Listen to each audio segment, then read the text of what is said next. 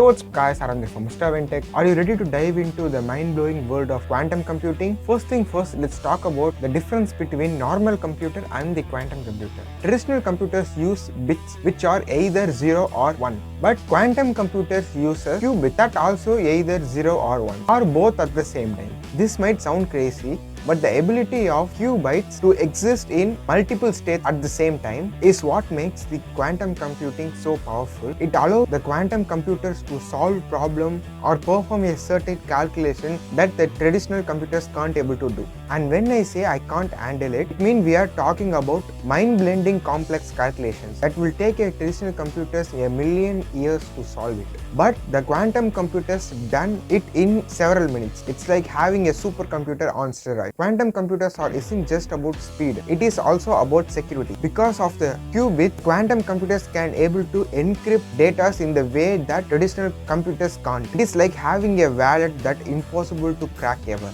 Quantum computing are making a waves in fields like medicine, finance and energy. Scientists are using quantum computers to design their new drugs, model financial market and even optimize their solar cells. And the possibilities of quantum computer is endless. So there you have it, the wild and wacky world of quantum computing. It might be hard to wrap your head around, but trust me, it worth it. Because the future is looking quantum drastic. So that is what quantum computing is. So this is an overview of quantum computers and quantum computing. So that's this video. Hope this video is familiar to you, and comment below your thoughts about this quantum computer. Our questions, ask them in comments, I will reply for you. Like, share and subscribe to my channel, hit the bell icon to get notified.